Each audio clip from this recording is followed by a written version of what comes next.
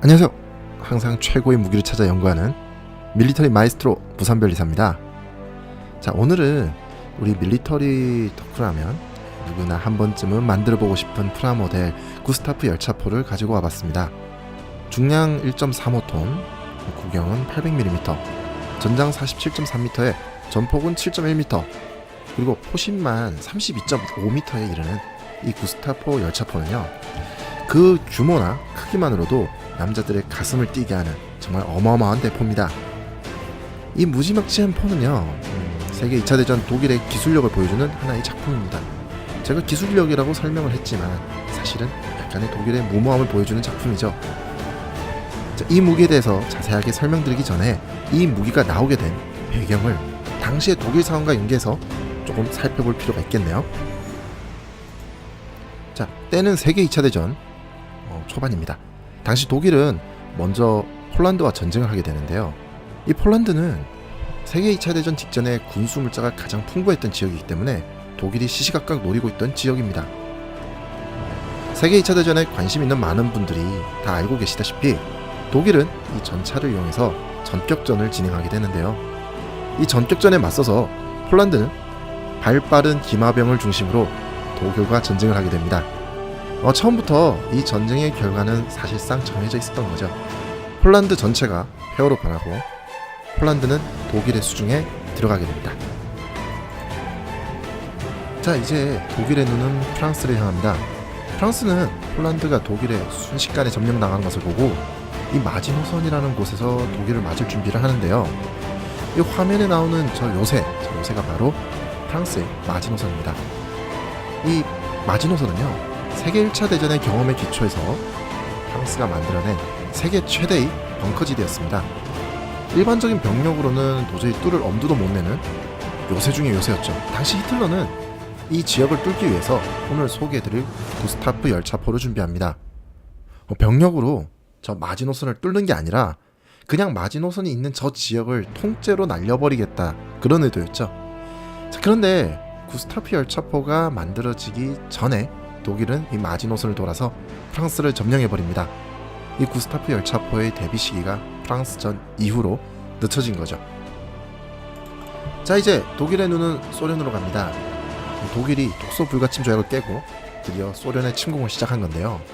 자, 구스타프 열차포는 이 소련과의 전투에서 드디어 실전에 배치가 됩니다. 지금까지 프랑스를 공격하기 위해 만들어진 열차포였지만 실전에 사용될 일이 없었습니다.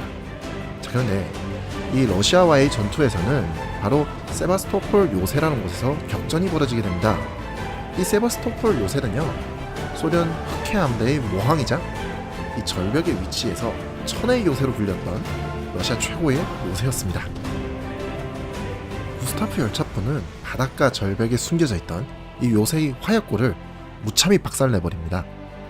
7톤에 이르는 철갑탄을 쏴서 이 27m 천연 안반을 관통, 그대로 소련군의 탄약고를 박살내버린 거죠.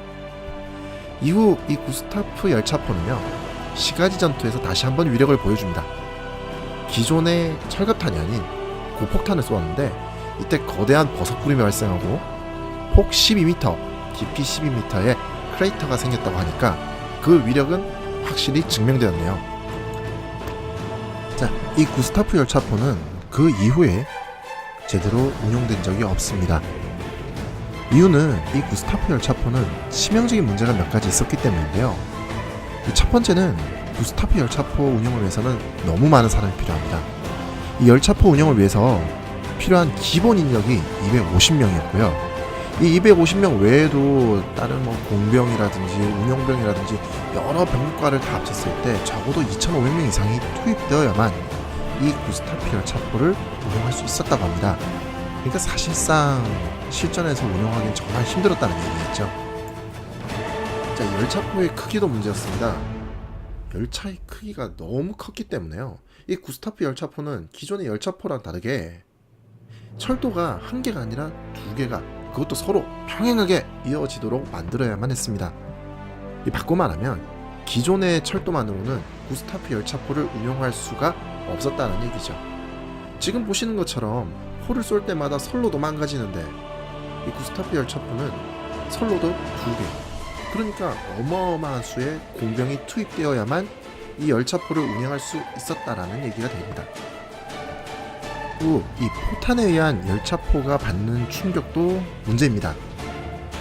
아까 말씀드린 것처럼 32.5m의 포신을 통해서 800mm의 구경의 폭포를 발사해 냈으니까 사실 영상에서 보시는 것처럼 열차포가 포를 한번 발사할 때마다 열차포가 반동으로 뒤로 밀려나면서 일반적인 포라면 사실 문제가 안 생겼겠죠.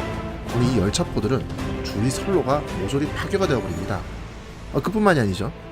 포를 여러 번 쏘게 되면 포를 쏘는 이 포신도 무조건 교체를 해야 했습니다. 포 발사 시에 충격도 너무 강력해서 주위의 사람들은 포 소리가 날 때마다 이 고막이 터져 나갔다고 하네요. 물론 귀마개를 끼고 말이죠.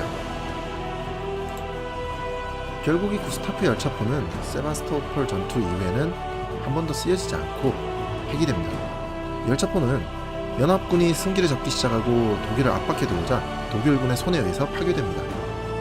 연합군의 손에 들어가면 이 열차포가 베를린을 향할 계획입니다.